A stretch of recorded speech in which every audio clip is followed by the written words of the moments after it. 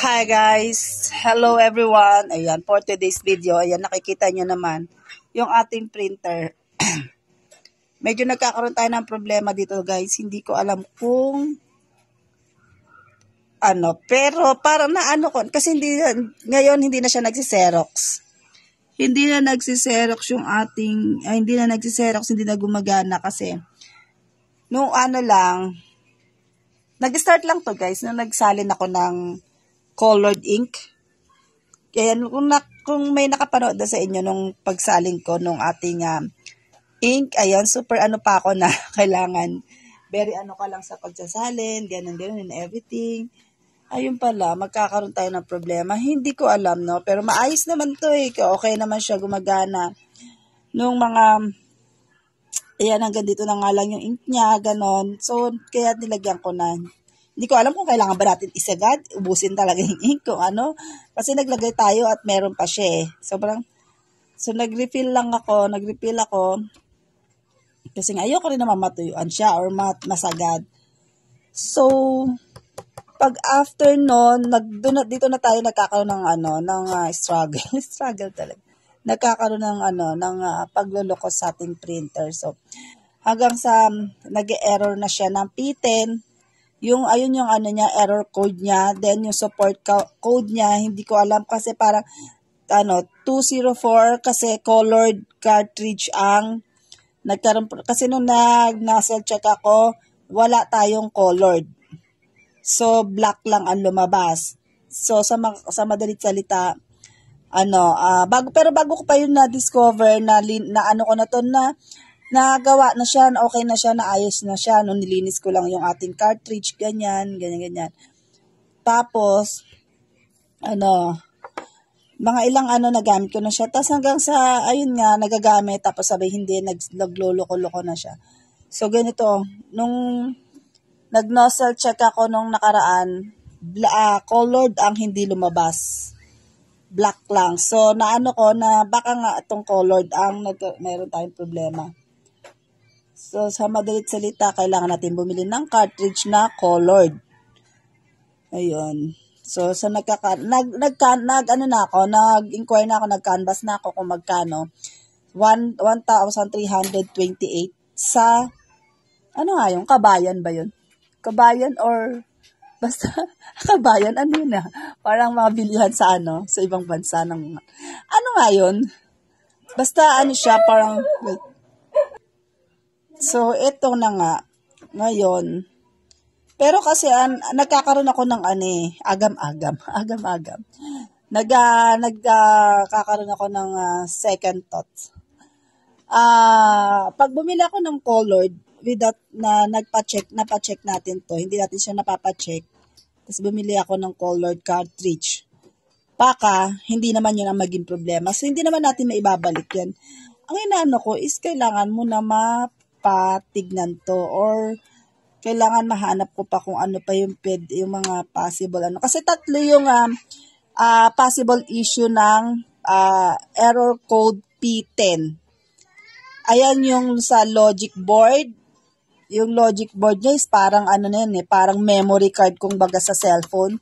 Tapos, carriage, yung carriage niya guys is yung, ayan nga,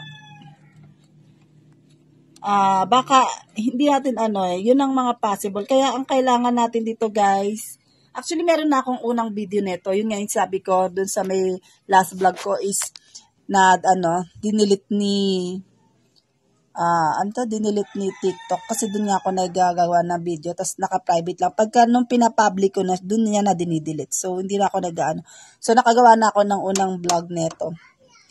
Ngayon, ayun nga yung ating possible problem neto sa error code P10. Pwedeng sa logic board, pwedeng sa carriage, and sa cartridge. So, yung mga yan, kailangan natin ipacheck muna dahil hindi tayo pwedeng bumili ng basta-basta kasi yung price niya is hindi rin basta-basta. Katulad nito, nagtanong na ako, 1,300, ito lang isa lang. 1,300 kasi hindi naman sila nagsasabay ng ng sira. Ito nga kasi pwedeng sa colored cartridge ang ating problema. So, pag binili ko to, 1,328. Tapos, ang mga ganyan, naglalaro din sa mga ganon, 1.3 to 1.5. Yung pinakamahal latang logic board, nasa 2,000. Hindi ako pero nakita ko na yung, search na ako, kung idea lang ba. So, pero ito talaga natanong ko na to. Naitanong ko na sa bilihan ng mga, ink, ganan. And, ayun. So, kailangan natin muna to, by next month siguro. Kasi, dun pa tayo medyo magkakaroon ng,